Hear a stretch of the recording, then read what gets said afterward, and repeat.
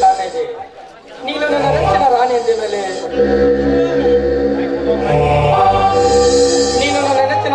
ಮೇಲೆ ನಿನ್ನಿಂದ ನನಗೆ ಸಹಾಯ ಆಗ್ಬೇಕಾಗಿತ್ತು.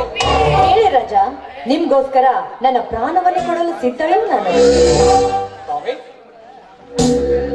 ರವಿವರ್ಮ, ಏನು ಅಂತ ಹೇಳ್ತಾ ಇದ್ರ ನೀವು? ನಿಮ್ಮನ್ನು ಬಿಟ್ಟು ನಾನು ಬೇರೊಬ್ಬರ ಕೈ ಹಿಡಿಯುವುದೇ? ಹೌದು ರಂಜನಾ. ಇಲ್ಲ ರವಿವರ್ಮ, ಇಲ್ಲ, ಅದು ಮಾತ್ರ ಸಾಧ್ಯವಿಲ್ಲ. ನೀವಂದ್ರೆ ನನ್ನ ಪ್ರಾಣ, ನೀವೇ ನನ್ನ ಪಾಲ ದೇವರು ಅಂತ ನನ್ನ ಮನಸ್ಸಲ್ಲಿ ಪೂಜಿಸ್ತಾ ಬಂದಿರುವ ಹೆಣ್ಣು ನಾನು. ಆದ್ರೆ ನನ್ನ ಆಶಾ ಗೋಪುರಕ್ಕೆ ಬೆಂಕಿ ಇಡ್ತಾ ಇದ್ರ ನೀವು ಮನುಷ್ಯರಲ್ಲ, ಮನುಷ್ಯರ ರೂಪದಲ್ಲಿರುವ ರಾಕ್ಷಸ. ಹುಚ್ಚಿ ಹುಚ್ಚಿ, ಇದನ್ನು ವಿಪರೀತ ತೆಗೆದುಕೊಂಡು ಪಾತಾಳ ಸೇರ್ತೇನೆ. ಹುಚ್ಚಿ, ನೀನೆಂದಿಗಿದ್ದರೂ ನನ್ನವಳೇ. ಆದರೆ ನನಗೆದರಾಗಿ ಆ ಶಾಂತಿಯ ಕೈ ಹಿಡಿದು ಈ ಸಿಂಹಕ್ಕೆ ಸಿಂಹವಾಗಿ ಮೆರಿತಾ ಇದ್ದಾನೆ. ಆ ಸಿಂಹ ಇಂದು ನಿನ್ನಿಂದ ಬೀದಿ ಪಾಲಾಗಿ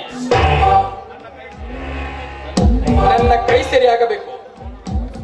ಅವನು ನಮ್ಮಡಿಯ ಹುಡಿಯಾಗಿ ಬದುಕಬೇಕು. ಅದಕ್ಕೆ ನಿನ್ನ ಸಹಾಯ ಅಗತ್ಯ ರಂಜನ. ಬೇಡ ಪ್ರಿಯತಮ, ಬೇಡ.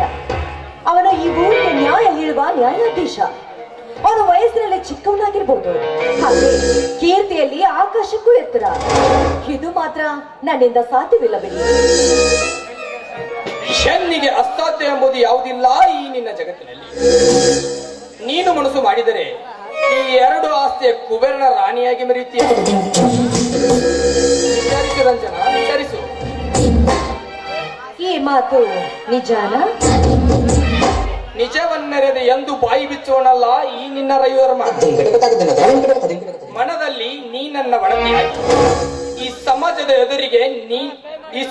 ಎದುರಿಗೆ ನೀ ನನ್ನ ತಂಗಿಯಾಗಿ,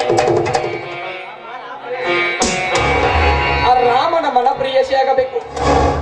ಆಮೇಲೆ